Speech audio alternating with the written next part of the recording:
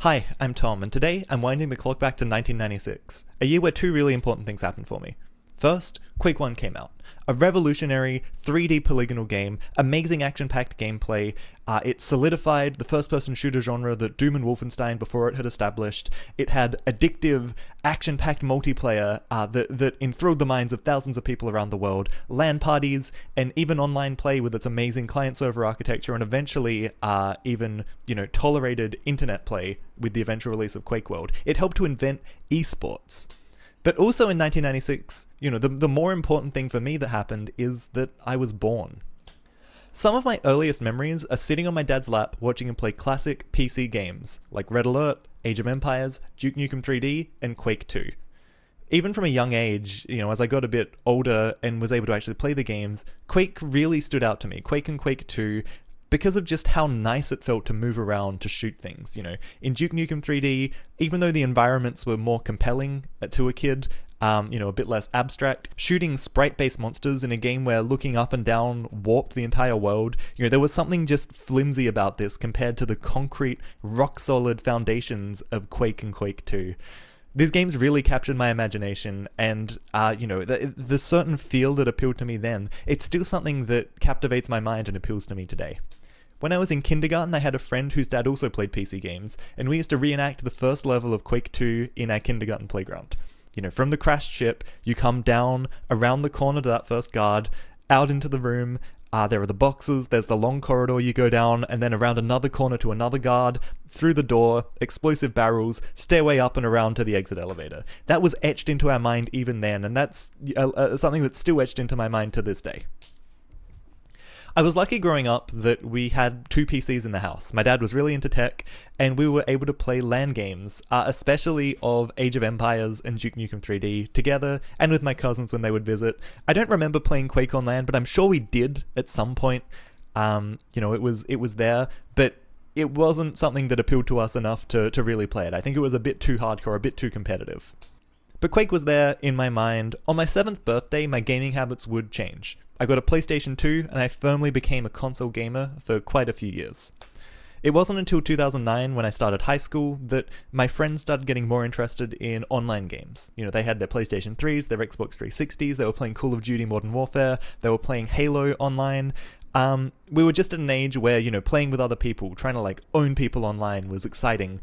And unfortunately, I had a PlayStation 3 at this point, but with a 5GB per month internet cap and just atrocious download speeds, keeping my PS3 up to date with 500MB system updates, keeping my games patched with, 500MB, 1GB, even 2+ GB game patches, it was pretty much out of the question. So online gaming for the PS3 was a no-go for me, but I still had this itch. And I remember at school one day I heard people talking about Quake Live, and I thought, well, let's give it a shot. Quake is there in my mind still. I've still got this memory of just how good it felt to move around and shoot things in Quake.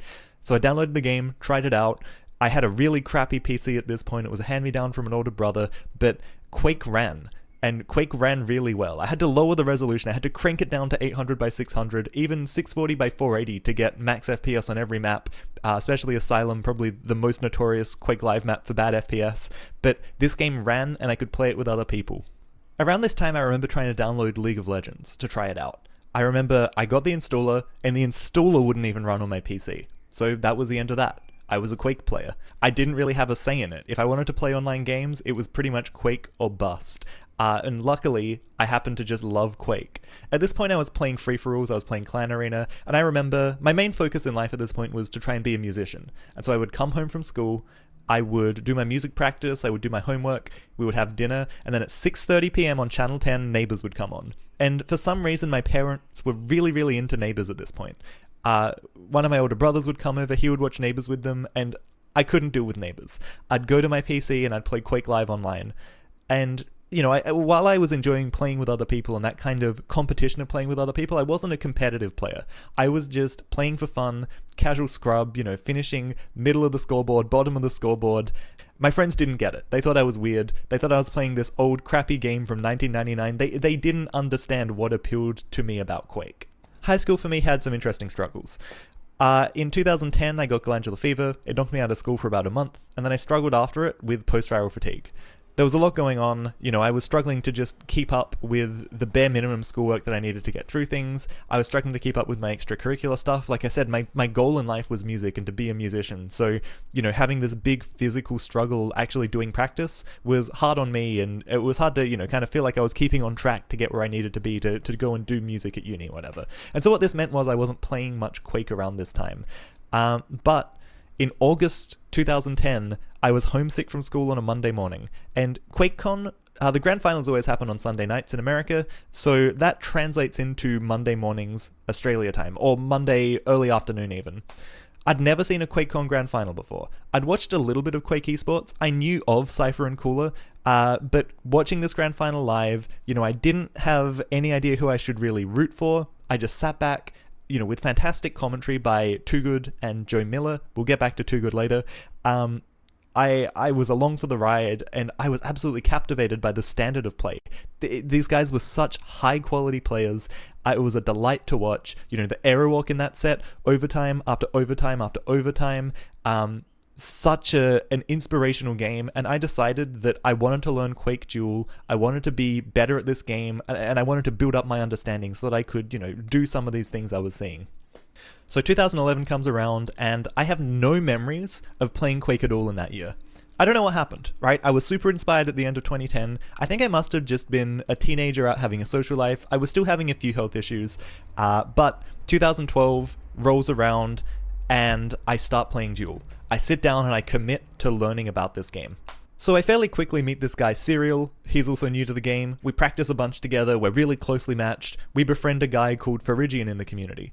Phrygian goes on to become, a semi-active player to this day, one of the strongest players in the Oceanic region. At this point, he was still just kind of, not a scrub, but not a top-level player yet. But he used to make pro servers for us to practice on. Or he had a pro subscription, so he could make servers with the pro maps. We could play on Aerowalk, and not just whatever maps were in the scrub standard rotation. We could have private servers where Serial and I could just play each other. Phrygian would give us some tips and help us along a bit, and things were going fairly well, but because Quake wasn't really my priority, I wasn't as dedicated to it as, lots of the other guys who were playing a lot. I quickly fell behind Serial, and that was really demotivating for me. After about 6 months in 2012, Serial was leaps and bounds ahead of where I was. I was downtrodden, and I walked away from the game for 6 months. So 2013, after a bit of a break, I came back and found a bunch of new people had started dueling. It was really funny because I knew what I was doing to a certain degree. I'd had this 6 months of experience, and I came back a completely unknown player. Nobody remembered me. I was so inconsequential. I was like a little ant under the sole of their foot, right? New players to duel just get absolutely bodied. And I was playing these guys who were also new. They'd never heard of me, and so they assumed that I was an alias, because I could time items, my aim wasn't as bad as theirs, but was still pretty bad, and it just so happened that I was a completely inconsequential player for 6 months, and everyone forgot about me when I came back. Or people were just, newer than me, but had never heard of me, because I was so inconsequential. So I was playing these guys, and it was going better. I was playing better. As 2013 goes on, I have more health issues. I was having issues with my thyroid. I went through all this medication, blood test, whatever. Really horrible thing to happen in your last year of high school. Again, I missed a lot of school. I had exams in looming on the horizon. I had an audition for music to get into uni on the horizon, and I was just spending loads of time at home feeling like crap. My social life really declined, and so I kind of fell back on Quake as something that was consistent in my life and something that I had a lot of control over. I didn't always have the energy to go out and do things or even go to school, but I was keeping up with my work as much as I could, and I could play this game with people. And at this point, I knew people in the community. Sometimes I would just log on in a day, play a duel or two with someone, and then we'd just sit in the server, jump around, and, it's just so satisfying to jump around and enjoy Quake movement, and I'd just chat to people. At a time when I was feeling really lonely and isolated, Quake really helped me stay connected with people, and like I said, it gave me something regular in my life. No matter how bad I felt, pretty much, I could sit up at my PC for 10, 20 minutes, play a game or two. I could control that in my life. And, I'm not going to sit here and be like, I don't know what would have happened without Quake. I would have been fine, but it was just something nice and something that I enjoyed and something I look back on, and it makes me smile. It makes me feel warm inside, that I could fall back on that I had that I could still do that even when everything else in my life was kind of on fire and falling apart.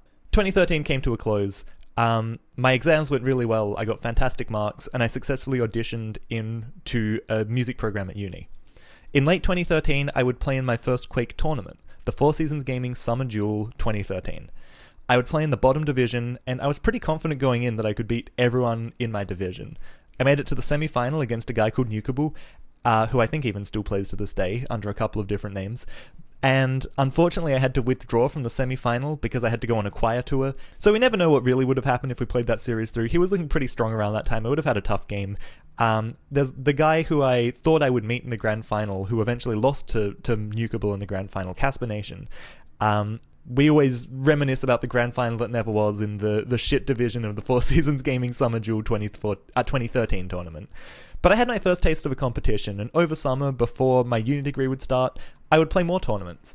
There were a few on, there was an old maps tournament, there were a few one-day cups that I would just rock up to, and I was having fun with it. I was playing a lot better, I was still improving, and into early 2014, with the start of my degree, I would be at uni, I'd be doing really intense music stuff. On a Friday night sometimes, they would run these one-night Quake tournaments, and when I was free, I would rock up and I would play. These tournaments were being run by a guy called Hamo. He was a community figure, he was a really strong player. He would run tournaments on a rotating schedule. So the first week would be people with a skill rating of 1300 or less. The second week would be people with a skill rating of 1600 or less. The third week would be people with 1800 or 1900 or less. And then the fourth week would be open. So that meant that the worst players in the community could play as much as they want. They could pick the point where they stopped wanting to compete with people of much higher skill. And it meant that we had tournaments that, they were always exciting. The final matches were always really close. In the open tournament, a Phrase or a Python or a Kammer could just rock up and dominate everyone. But in a 1300 or under, we had some of the most exciting grand finals that, you could see in Australian Quake. Because these guys were evenly matched. They both had flaws that they would exploit in each other's game. I made it to one of these grand finals against a guy called Peatot. I lost. But I got on the microphone afterwards, I chatted to the guys a bit, I talked a bit about having just run in the door from uni, had dinner, and then sat down to play. I still have a video of this saved somewhere, it'd be really great. I think Hamo and Traits casted the grand final, but yeah, I was enjoying Quake a lot. Turns out I wasn't out of the woodwork with health yet. Around this time, I got this really weird infection. I had these sores on my skin, around my face, in my mouth, down my throat. Just a really weird health thing. Not completely sure what it was, but it knocked me out, and again, it was one of these things that not only knocked me out at the time, but took me a long time to recover from. I ended up having to drop out of a bunch of uni classes. So I suddenly had a lot of time on my hands. I was going to go back to uni, more in the next semester. For now, I was just finishing off a few things part-time, and I had time to help out, so I put my hand up to Hamo. I said, hey, do you need help running these tournaments? I can potentially even live stream if you're desperate. I had really bad upload speed, but if they were absolutely desperate as a last resort, sure, I'd live stream them, I'd hang out.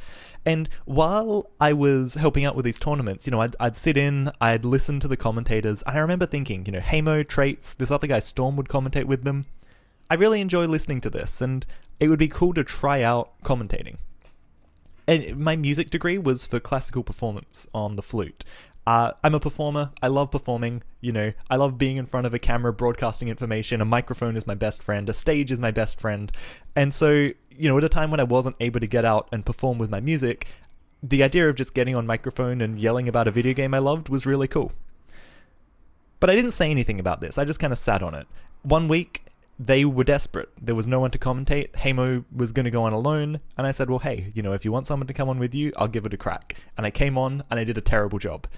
I don't think the VODs of that first casts have survived anywhere. I have a few saved of my early casts. They're not that good. But I'd keep showing up and keep doing it as long as, there was the space for me to fill. I was never a top priority caster in these days, but as I started to commentate more, I started to get good feedback. Especially from lower skilled players around my skill level. They enjoyed the way I broke the game down, they enjoyed the way I talked about it. I was a low skill player commentating for low skill players, and when I look back, I missed a lot of important stuff in the game. My lack of understanding of the high level game really showed through in high level games, but I was getting good feedback, and I was having fun, and that's what mattered. Every week I would rock up, and I would either help stream, admin, or now, commentate. Into the second half of 2014, I was doing uni part-time and still trying to recover, so I kept on with the commentating. And as I did it more and more, I got more and more good feedback. I realized that I would need to put more time into the game, not just playing, but also watching games, reviewing high-level demos like a classic Cooler and Strengths game behind me.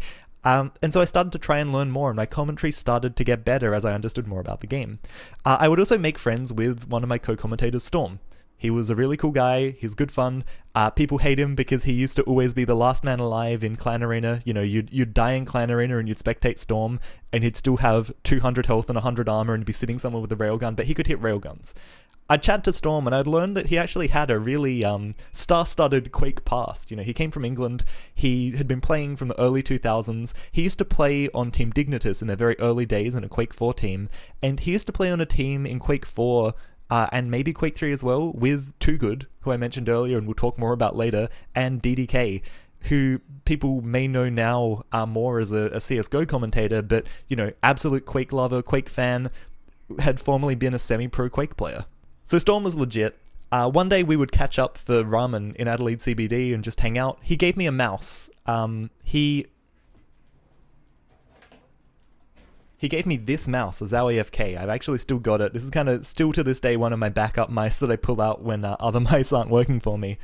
Storm was a cool guy. We hit it off. I remember watching the QuakeCon 2014 Grand Final, one of, in some ways, a bit of a letdown of a Grand Final because it was just such a stomp, but also one of the most exciting Grand Finals to watch because it was Cypher just in his peak, living his best life, dominating his opponent. I remember typing to Storm about it, like we were losing our minds. When Cypher ducked under the rocket, I can't remember if we were in voice chat or just text chat, but like, yeah, really exciting time. So I made a bit of a friend there and was enjoying it. And at this point, I knew loads of people in the community as well, right? Hamo was a great guy. He's super chill, awesome to be on the microphone with. I think by this point, by like August, you know, and later in 2014, he actually left the community for a while to focus on his real life stuff. In late 2014, a new game would launch called Reflex, a successor to CPMA, a Quake 3 mod that just tried to speed the game up a bit more and emulate some aspects of Quake World. I'd been a bit of a fan of air control movement, so Reflex appealed to me. I got into the game, I played a bunch of free-for-alls early on, but, you know, I think even day one of the game being out, I got involved and commentated the first Australian tournament, which was really cool. The game was actually made by an Australian studio, so the Australian community got to playtest some features early on. We got to, you know, see CTF while it was still being worked on before it was public and give feedback on some of the maps. And Reflex was great.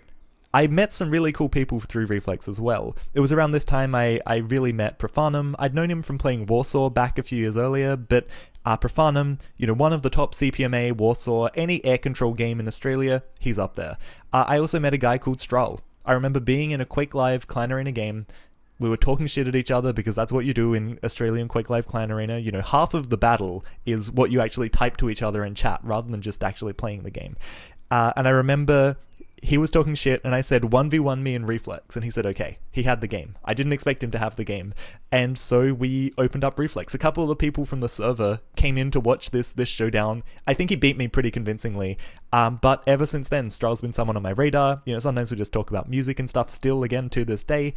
And he's someone I've played a lot of games with, and he's been a good practice partner over the years. So Reflex was cool. Into early 2015 I was back at uni, but I was still commentating Quake Live, I was still playing Reflex and commentating a few things here and there, but, you know, as uni came back into my life, everything else got pushed down, right? Uni became the sole priority. In early 2014, we had a big Australian Quake Live tournament, the Australian Quake Live Invitational. Originally, a guy was going to put up a $10,000 cash prize, but that ended up getting pulled in one of the most hilarious Four Seasons Gaming forum threads to ever exist. But I would cast a few games from this tournament. I remember specifically ducking out of a few of them. I think I live streamed some and just let Hamo and Storm go when there were big boys like Phrase and Python. You know, I didn't feel like I was qualified to cast a game of that caliber yet, so I respected my limitations. And especially at this point, I wasn't playing as much. So my life went on. I reached the end of a semester in 2015, and I realized that I wasn't able to continue doing my degree, right? It was actually killing me. I was really unwell. I would get sick all the time. It was just too physically demanding, and I wasn't actually recovering from any of my previous illnesses enough before going back to uni. And I was just in this vicious cycle of kind of building up a little bit and then crashing really hard, and building up a bit and then crashing really hard. And I made a tough decision to withdraw from my degree and find something else to do with my life. The second half of 2015 was a bit of a mess. I would do even more commentating. I would meet a guy called Flair, who was a North American Quake player. He was running tournaments over there. I jumped on and helped him commentate. I can't remember how I met him. If I was watching his stream and said, hey, let me on the mic, right? Because I did that to a few people. I would watch their streams of their Quake tournaments, especially if they were people who weren't used to running Quake tournaments and they were, struggling on the microphone. I'd just hang out in a Twitch chat and be like, hey, let me on mic. And people would let me on mic, and I would just commentate with weird people. It was a fun time. I would also play in probably one of the best tournament performances I've ever given, a 2015 Reflex tournament. I remember preparing for this tournament, playing quite a bit. Like, again, probably the most preparation I've ever put into a tournament. Playing for an hour or two every day, playing lots of practice games with guys like Quat, playing with Profanum. Profanum was giving me some tips on my game. I wasn't listening to all of them. A week out from this tournament, I was feeling things just weren't working, and I changed up my mouse settings a lot. I used to play on 40 centimeters per 360. I pretty much halved my sensitivity down to 20 centimeters per 360. I messed with my Excel settings. That sensitivity is what I pretty much still use to this day, which is crazy. I've been using that for a long time now, right? Like 6+ years. But I showed up to this tournament. I had a pretty good placement. I played some good games against a guy called Matt, who was one of the top players. Not like the top players, but he was always on the cusp of breaking into the top level of Australian Reflex. But overall, I was having fun. I was commentating. And again, I was in a rough point of my life, but now more than ever, I knew loads of people in the community. Again, I was in the situation where, sure, sometimes you'd play games with people, but sometimes you would join a server and just end up chatting to someone for like 10-15 minutes before you would even ready up and play games. Then you'd end up chatting more afterwards. We'd play TDM games or CTF games or something, and again, you'd just hang out with people in voice and chat and have fun. I can't stress enough how important it was to me that I had this regular thing and these regular friends, even when my physical health was bad, my PC was always within arm's reach. I could always go there, and I always had this world that I was not only was I playing this game, but it became much, much more than just playing a game. I'd invested heavily into my own improvement, right? My own skills in the game. And in late 2015, some of those investments were really starting to come into fruition. In 2016, 2017, I would really start to improve a lot more as well. I had become a known community figure in Australia. I was basically, by the end of 2015, the guy for commentating. I think it's around then that Storm would move on to other things in his life. Hamer had moved on. The other guy who would commentate with Traits had moved on from the community. I was pretty much it. If you wanted a Quake tournament in Australia commentated, you came to me. And that's not to make me sound like a big deal. It was a small community. I was arranging most of the tournaments that I would commentate in this time. But there's nothing wrong with being a big fish in a small pond. And, through my own hard work, through my own understanding of the game that I'd painstakingly worked on developing, I had become the biggest fish in the pond. In 2016, I started a new uni degree. I became a computer scientist. And I'd been programming for a long time before I started this degree, so I found the first year pretty easy, which meant that I could invest a bunch of time into Quake stuff. I started commentating Reflex tournaments in 2016 with a guy called ZTK, who has become a good friend ever since. ZTK was always fun to be on the microphone with. He was pretty passionate. We bounced off of each other really well. Looking back, I think some of the casts were a little bit cringy, but at the time we were having the time of our lives. Also in early 2016, Quake Champions was announced. A follow-up to Quake Live in a sense. We all knew that there was something in the works, and I think at E3, they dropped a trailer. So I made a video reacting to that trailer, and I put it on this YouTube channel. I had a few videos on this channel before that, but this was the one that, well, for one thing, got attention, right? It has something like 3,000 views. I thought that was mind-blowing at the time. And it's the first video that I did like this. I just set up a camera, I sat down, and I talked to it in this style, right? I recorded in this way. My style of recording these videos is I kind of script out vaguely what I want to say. I roughly follow the script, but there's a lot of improvisation. There's a lot of redoing lines if I think they don't feel right. That was the video that established all of that. In 2017, I'd take that further. In 2018, I'd simplify it again, but all of the content I've ever made since then hinges on my Quake Champions trailer reaction video. That was the one that made this channel what it is. And it was cool. Quake Champions was an exciting time. It wasn't going to come out until the next year, so I would continue commentating Quake Live stuff and running some Quake Live stuff. I would continue commentating Reflex stuff. At this point, I started putting more work into my aim in Quake, because it was a big deficit in my gameplay. I really just decided to work on it and to play in a style in all of my games where I was just attacking and attacking and attacking until my ability to attack improved. I was also playing Quake 1 at this point as well. Any Quake I was playing and trying to get my, elbow my way into commentate it. I was commentating commentating more stuff in North America with Flair, I got to commentate Rafa games in Flair's North America Cups. And this was huge for me, right? I'd been watching Rafa for years. He's a huge inspiration to my gameplay and to the way I approach anything competitive in general. You know, Rafa is a true competitor. You couldn't ask for a better representative to the Quake community, to the world. I remember in one of the tournaments, I had to just like send Rafa a message and be like, hey, you know, can you come and play your game on this server, or we're gonna like stream your game or whatever. I had to like message him some admin thing, and he replied, he was like, yeah, cool. And I had like a fanboy moment, right? Rafa had responded to a message that I had sent him. And getting to cast Rafa games, you know, Rafa versus Stoked, it was such an awesome matchup, and like Zorak War coming into the North America scene, that was late 2015 into 2016. So this was probably the peak for my activity as a commentator. You know, my uni degree was taking up little enough of my time that I had loads of time for this as a hobby, and I was really loving it. You know, I was scratching this performance itch. I'd left music behind in a way. I still do music today, but especially when I first dropped out of my degree, it was like a bad breakup. I just had to cut music out of my life for a while and find something else to do. And so commentating, it scratched that performance itch. I think in late 2016 as well, ZTK and I would enter a community caster challenge for Face It. We got to commentate some CSGO games. I think the one we ended up casting was Renegades versus someone.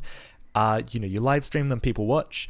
Face It would rate you based on some stuff and give you some feedback, and then there was also a community poll, and the winner of the poll would get flown out to an event overseas and, you know, get to be on the big stage. We didn't win, but we had a lot of fun doing it. I'd never commentated or even really played CSGO before. ZTK was the expert. We were just vibing, you know, bouncing off of each other, having fun. We got a host from Face It with a bunch of views, and right as they hosted us, the server we were in, you know, with this game we were commentating, had technical issues. There was like a 40-minute delay. We were just trying to fill time. It was really awkward, but we had fun doing it. We had an ad that we had to run, and I've still got the ad saved on my computer somewhere, you know. We had this ad for this keyboard, and it just felt so legitimate. It was hilarious. ZTK ran a Reflex series at the end of this year.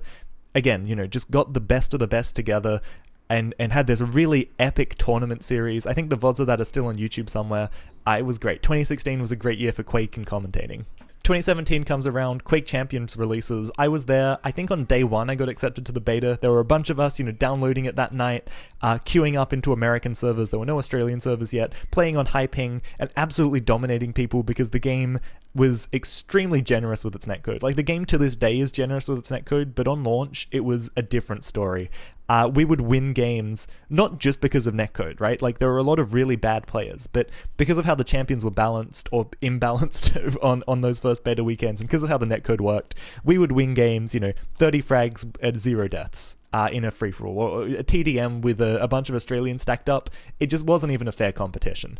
Those early betas were really exciting. There was a lot of potential there.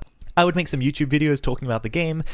They wouldn't do so well. Into 2017, I would do some QuakeCon videos. You know, I'd set up like a little home studio. I was thinking that this was something that I really enjoyed doing, and maybe something that I could make a bit of money on the side doing even. My approach to this has always been like a hobby first, you know, enjoyment first, but if I could get some money from it, that would be great. As 2017 went on, my uni commitments got more serious. I had less time for commentating, so I think a few of these early Quake Champions tournaments I did commentate. There were a few I ducked out of. There were a few that I think I even said I would commentate, and then on the day was just like, guys, I can't do it. You know, bit unprofessional. But my life was moving in a different direction. But in late 2017, something really important would happen. There was an Australian live streamer called the Spud Hunter who had started off his channel and who had started streaming Quake in late 2017. I remember seeing clips of him around. I'd opened his stream 1 or 2 times, looked at him, gone, why is this dickhead wearing a mask? And closed his stream. I gave him no time of day. In late 2017, I think December 1st, 2017, I got a message from him saying that he was hosting a tournament called the Golden Potato. He was going to take 8 carefully selected players at a close skill level who were all good, but not in that top level, and run a tournament with them. A one-on-one tournament with them. And again, like in the good old days with Hamo's tournaments, make sure that you had this pool of players where a Phrase or a Python or, you know, a Dandy King isn't just going to come and wipe the floor with everyone. So he asked for my help commentating it, and I said, absolutely.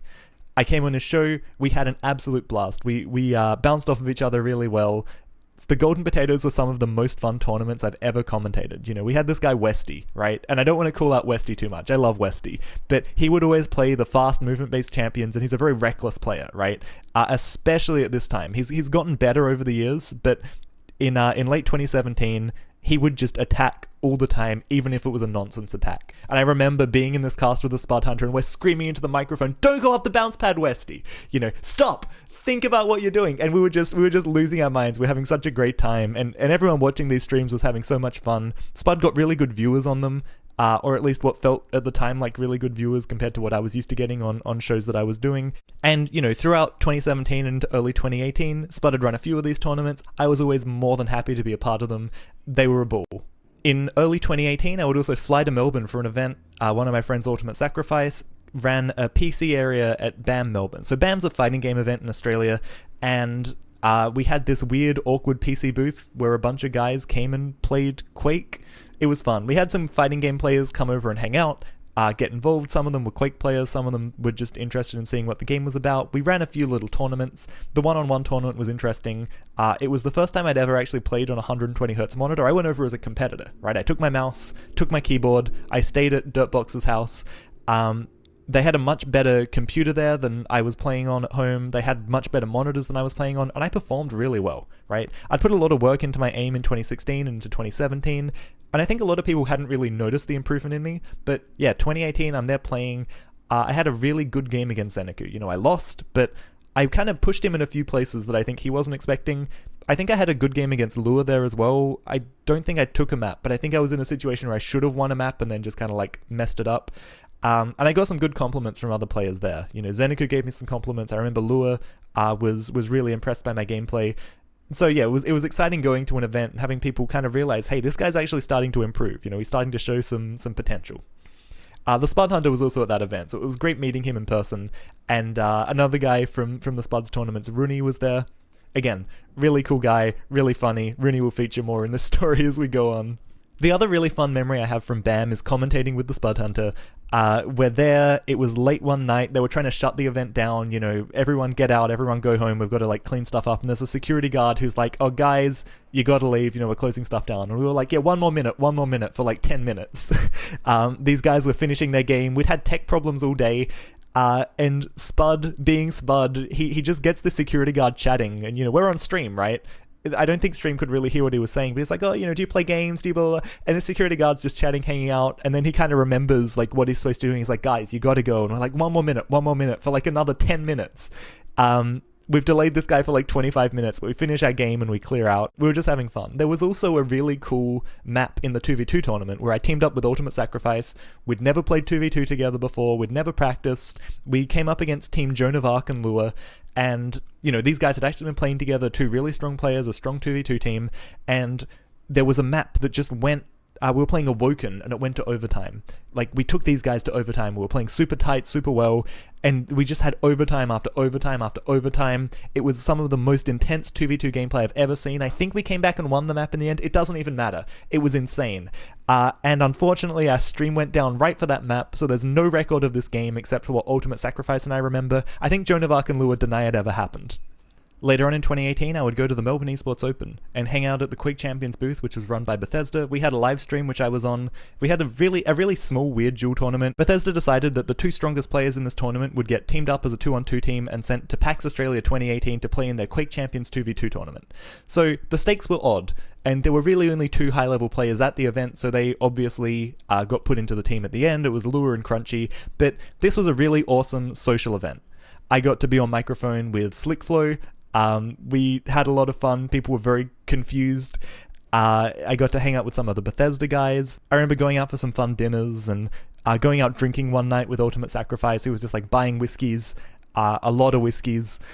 But yeah, we hung out at GG Easy Bar. It was great. I got to really socialize with a bunch of people who were interested in gaming, not necessarily even just Quake, but just content creators in general, and I really hit it off with some people.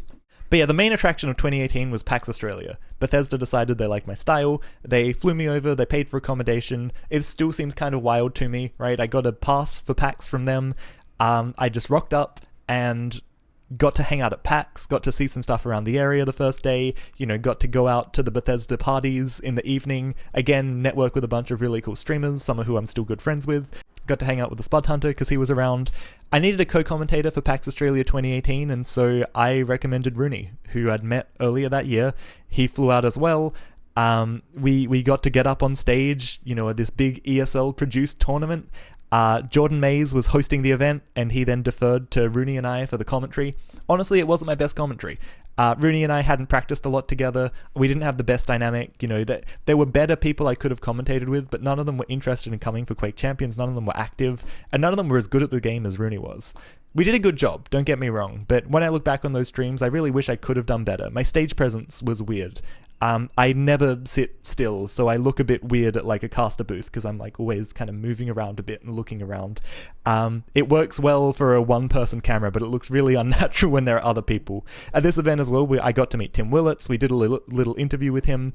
The Quake community lost their mind because I just looked so starstruck when I got to ask him a question. It was fun. It was cool. But Tim Willits was an awesome guy. It was great getting to meet him. After the event, Rooney and I actually bumped into him at the airport again. So we just got to chat to him more. He told us about CTF that they were working on in Quake Champions. I probably shouldn't say this, but he kind of told us that, CTF, it's hard to balance when you have a bunch of these different character classes, And as it turns out, when they launched CTF and Quake Champions, one of the weirdest things about it was that you had character classes that were just way stronger than others, especially Sorlag. So 2018 was the high point. I was on top of the world, getting to actually be in front of a live crowd commentating. That's what I live for. That's what I had always wanted to do with music. Unfortunately, after 2018, the opportunities to do that stuff with Quake really diminished. In 2019, I was working a programmer job and finishing up my degree for a bit, but then in the second half of 2019, I was just working full time. Quake was in a bit of an unsure state. Quake Champions had kind of lost my interest, right? There hadn't been many meaningful updates. There weren't new maps coming out really at much of a rate. The rate of new characters had slowed down. The future of the esports was uncertain, especially in Australia with the move to the Quake Pro League. There was just nothing for Australia. So Quake Champions died down. We had Diabotical on the horizon, a game created by James Too Good Harding, who again I mentioned earlier, but it wasn't clear when that was going to come out. That game had been in development for a long time, and really a lot of us were just waiting for it. But yeah, I feel like I carried the high of 2018 through a lot of 2019, even though I wasn't doing a lot of commentating, just the fact that I had been so legitimized in 2018, right? I'd put all this work in over 4 years. I'd gone from not knowing much about the game and not being able to commentate very well at all to being a competent commentator. I'm not the most charismatic commentator, I'm not the most knowledgeable about the game, but I've got enough of charisma and knowledge that I can put them together into a package that people seem to enjoy listening to. I'd put this work in, and I'd been rewarded by having this big event that I was part of. Through 2019, I wondered if I should try and branch out into another game, but really, everything I'd done in Quake, I'd been successful at because I loved Quake so much. I couldn't just decide to play CSGO and try and commentate CSGO because I don't have that same love for the game. There were some big changes in 2020. I moved into state, and a global pandemic started. So I was working a new job in a new place, and I was locked down in a one-bedroom apartment with my partner, which made it a bit hard to record videos and stuff, but I was getting by, I was getting it done, and Diabotical was looming. I was very fortunate that I was contacted by some of the Diabotical people. I had a friend in GMT, a European commentator who I'd done some stuff with in Quake Live, and I think a bit in Reflex, going way back to like 2015, 2016. We knew each other. One day I get this message to come and do a test cast for Diabotical. I'm going to be commentating with GMT. I'm in this private beta version of the game. There are these two high-level teams playing TDM on a test map that's kind of untextured and unfinished. The map would eventually become Oxide, and Too Good is going to listen in and give us some feedback. So, Too Good, the guy who I was listening to in 2010, now knows who I am and wants to listen to me commentate his game and suss out, if I'm going to be part of the esports commentary scene for his game. It's hard to know exactly what the original plan was for Diabotical before the world went into lockdown with COVID, but I'd like to think if there were international esports events, that I would have been there as part of them, on the microphone, there with GMT and whoever else was commentating. I got some good feedback. Apparently Too Good enjoyed my commentary, which again, I've come around. I've gone from listening to him and enjoying his commentary to him listening to my commentary and enjoying it. It's mind-blowing.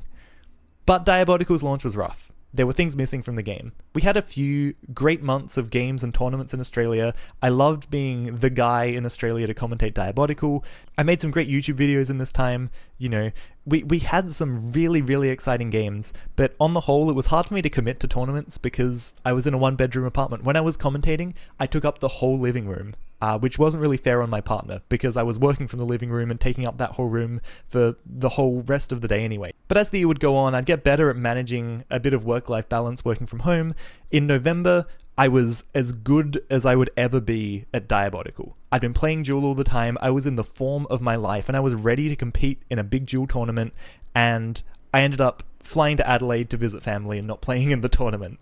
So it was kind of a pity, right? I had my chance to have the best tournament performance I've ever given, and I had to prioritize family. I hadn't seen family since I'd moved to Melbourne earlier that year. And following this, Diabotical kind of declined. This year, 2021, Diabotical in Australia has been in a weird state. People are playing, people are enjoying it, and that's really cool, but the game has lost a lot of direction, and without strong vision from Too Good at the helm, it's not really clear what's going to happen.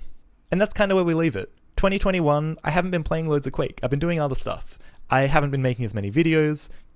I've still been part of the community. I still talk to people from the community more than I play Quake with them. But it's been a weird year. And this year's probably the least I've played Quake since about 2011, for literally 10 years. That's not to say I'm done with the game. I'm still making videos. One went up on this channel recently. I bought a new gaming mouse recently. I'm keen to test it out. It's a G-Wolf Skull Small. I haven't tested it out with Quake yet, but I'm keen to give it a go. And hopefully from this video you can tell, right? I love Quake. Quake will always be a part of my life. I'm looking forward to whatever the future is with Diabotical or what other games Too Good is working on. But I think it's clear at this point, as much as I love it, as much as I love being part of it, it is only ever going to be a hobby. I'm never going to be flying around the world to commentate Quake events. That's A, unrealistic, and B, not what I want from my life. But Quake has given me so much. I've made great friends. I've had so many good evenings playing games in voice chat with people. Earlier this year we did a little bit of Quake Live TDM, and we just had all these guys who'd been playing together for years hanging out in a voice chat. We're just making weird jokes and having fun, and it's some of the most fun I had while I was in lockdown again this year. So yeah, Quake's good.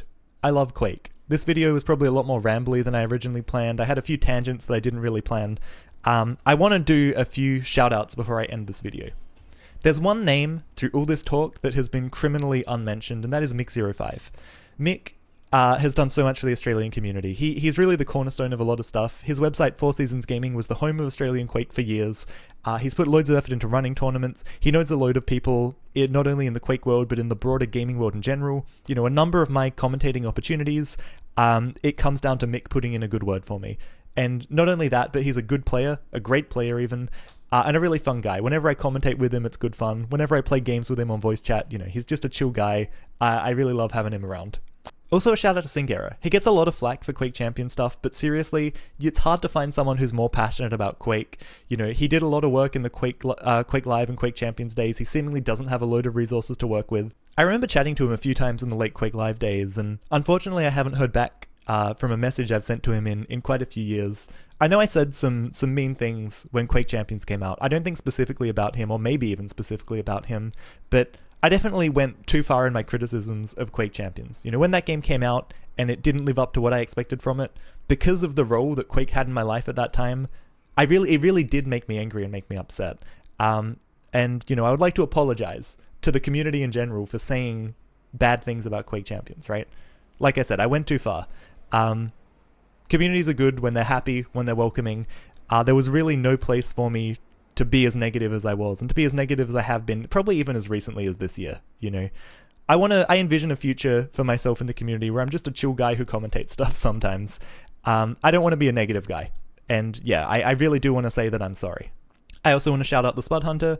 I think his Golden Potato tournaments really solidified something awesome in the Australian Quake Champions community. I think there's a chunk of the community that, really centered around him for a long time. He was queuing up for games, and people always knew they could queue up and get games when Spud was streaming Quake Champions. He's moved on to other games now because he just has to, because there's nothing to stream in Australian Quake. But he did so much for the game, in addition to just being a really fun, chill guy, great to hang out with, great to spend time with. I look forward to the next time we can catch up in person. And also Hamo. He's back in the Australian Quake community as of last year after a big break. I love commentating with him. We did some Diabotical casts last year that were really high quality. People around the world tuned in and enjoyed them, and we got great feedback. I think we were potentially the best Diabotical caster duo, but he's also been the cornerstone of Australian Quake for the last few months. He's running events, he's out there with guys like Shrules, just making stuff happen. He's putting a lot of time and love into our region for these games when no one else is putting that time and effort in, and it's incredible. He's not getting compensated for it, there's no money in it, it's just passion. I'm really lucky to have had these opportunities, to have met these awesome people, to have been able to get up on stage and commentate. It's been an incredible journey, and it's been a big journey of self-improvement, right? There's been a lot of work over the years, but I've loved every minute of it. I'm hoping there's a future for Quake, When I make this video, I don't know what the future for Quake is, and that really does worry me. At the end of the day, there's over 20 years of classic Quake games going back, loads of in-game demos taken. There's no shortage of Quake content in the future. I can do this, I can put out a few YouTube videos every now and then for the rest of my life, pretty much, and I would still have cool stuff to talk about. And I know there'll always be a dedicated few who continue to play Quake. Man, this turned out to be a lot longer than I planned, but I hope you've enjoyed hearing about my Quake journey, how 25 years of Quake changed my life. It's really amazing to me that a game has had such an impact on my life. And when I tell people that, I play Quake and I've commentated stuff, I don't think people outside of the Quake community really understand how much this game has meant to me. I don't know what my next video will be, but look forward to something coming out in the new year. I'm Tom, and I'll catch you next time.